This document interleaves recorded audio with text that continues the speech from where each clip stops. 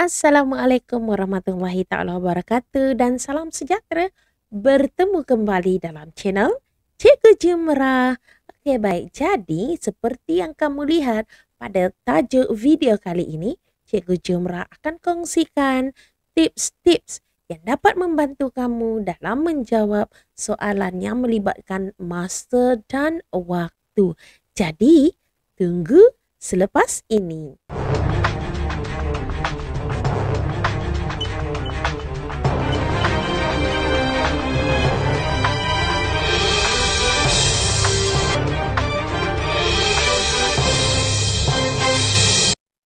Hai, bertemu kembali. Seperti yang cikgu nyatakan di awal video tadi, cikgu akan kongsikan tips-tips yang dapat membantu kamu menjawab soalan yang melibatkan tempoh masa. Okey, baik. Jadi, tapi sebelum itu jangan lupa hadir ke channel Cikgu Jumrah. Okey, hadir ke channel YouTube Cikgu Jumrah. Di sana ada terdapat lebih daripada 300 video yang dapat membantu kamu dalam menjalani kelas PDPR. Ada subjek sejarah, matematik, pendidikan jasmani dan sebagainya. Jangan lupa tekan butang like, komen, share dan juga subscribe channel Cikgu Jumrah. Percuma je, tak kena bayaran pun. Terima kasih.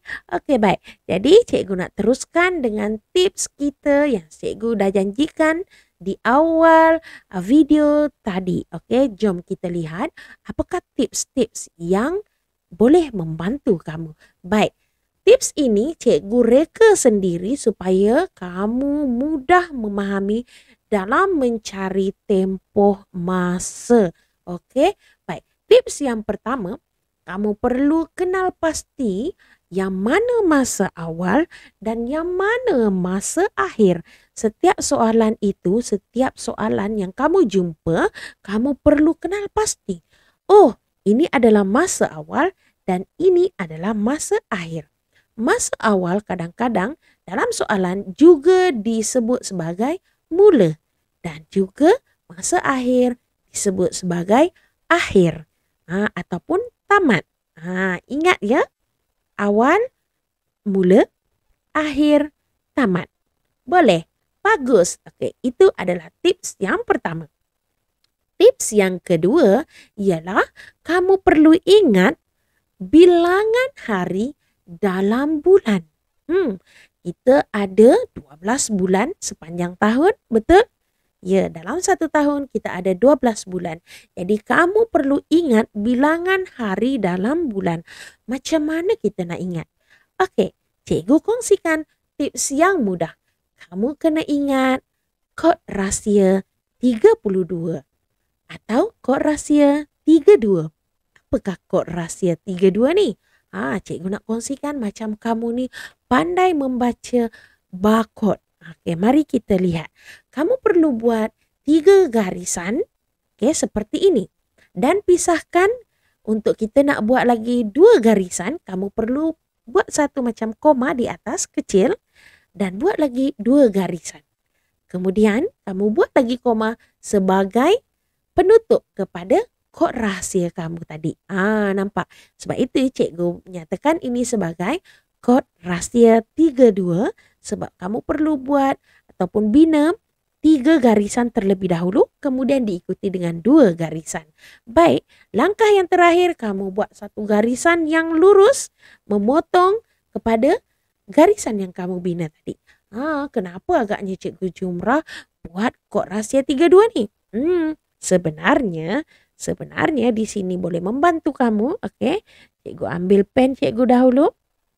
Sebenarnya ini dapat membantu kamu dalam mengingat berapakah bilangan hari dalam setiap bulan. Baik, sebenarnya garisan ini adalah kita nak tulis nombor 1 sehingga 12. Mari kita tulis 1, 2. Kamu kena buat dari atas dan ke bawah ataupun kamu tulis di setiap penjuru garisan itu. Teruskan 3, 4, 5, 6, 7, 8, 9, 10, 11, dan 12. Okey, baik. Dah selesai. Kamu dah menulis bulan dari bulan 1 sehingga bulan 12. Jadi sebenarnya tujuan pemisah ni supaya kamu tahu nombor ataupun bulan yang tertera pada bahagian atas ini sebenarnya dia mempunyai bilangan hari sebanyak 31 hari. Kena ingat 31 hari. Manakala yang di bawah ini, okey, dia atas sebab tu dia lebih. Okey, yang bawah ini bilangan harinya adalah 30 hari. Okey, 30 hari. Kecuali bulan 2. Kamu kena ingat, kecuali bulan 2 ni. Yang lain ni semua ni 4, bulan 6, bulan 9, bulan 11. Semuanya 30 hari kecuali bulan 2. Bulan 2 ni kadang-kadang dia boleh 28 hari atau dia boleh jadi 29 hari. Kenapa tu? Kejap ada 28, kejap ada 29. Pandai. Ini melibatkan tahun lompat. Jadi di sini juga cikgu nak kongsikan tips yang terakhir bagaimana kamu nak mengenal pasti. Okey, mengenal pasti tahun lompat. Tahun tu tahun lompat ke tak? Tahun lepas tahun lompat ke tak? Tahun 2021 ni tahun lompat ke tak? Jadi kamu, cikgu akan kongsikan tips yang mudah untuk kamu kenal pasti tahun itu adalah tahun lompat. Senang je. Okey, caranya adalah kamu bahagikan tahun tersebut dengan 4. Okey, sekiranya bila kamu bahagikan tiada baki, ini bermakna tahun itu adalah tahun lompat. Sekiranya ada baki, maknanya itu bukan tahun lompat. Okey. Contohnya cikgu bagi contoh, satu contoh ya. Okey. Pada tahun 2020. Okey, adakah itu adalah tahun lompat? Jom kita bahagi dengan 4. Kita cuba bahagi dengan 4. Cikgu gunakan pen merah. Okey. 2020 kita bahagikan dengan 4. Okey. Bahagi macam biasa. 4 darab berapa paling hampir dengan 20? 4 darab 5. 20. 20 tolak 20. Sifar. Turun 2. Okey, baik. 4 darab berapa? Paling hampir dengan 2. Tak ada sebab 4 lagi besar. Jadi kita darab je dengan sifar. 4 darab sifar. 2 tolak sifar. 2. Turun sifar. Okey, 4 darab berapa? Dapat 20. Kita dah dapat jawapan tadi kan? 5. So, 20. Ada baki tak? 20 tolak 20, sifar. Tak ada baki. Jadi, bila tahun itu kamu bahagi dengan 4, sekiranya tiada baki, itu menandakan tahun itu adalah tahun lompat. Bila tahun lompat, bermakna pada tahun itu bilangan harinya adalah 366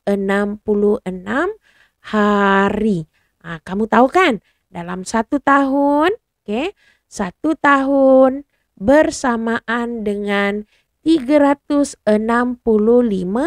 hari. Tapi jika tahun itu tahun lompat, dia ada lebih satu. Nampak kan tadi ada 29 dengan 28 kan? Maknanya ada lebih sehari. Ini bermakna tahun itu adalah tahun lompat. Iaitu bilangan harinya 366 hari berbanding tahun biasa 365 hari. Biasanya tahun lompat ini dia berlangsung 4 tahun sekali.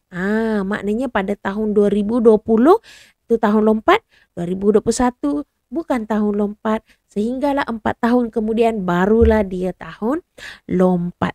Baik, jadi rasanya itu sahaja tips yang cikgu telah janjikan sebentar tadi. Jangan lupa ingat dan kamu amalkan supaya boleh membantu kamu bila menjawab soalan yang melibatkan masa dan waktu, terutama mencari tempoh masa. Jadi ingat, Sebelum berpisah, jangan lupa like, komen, share dan juga subscribe channel Cikgu Jumrah. Terima kasih. Assalamualaikum. Bye-bye.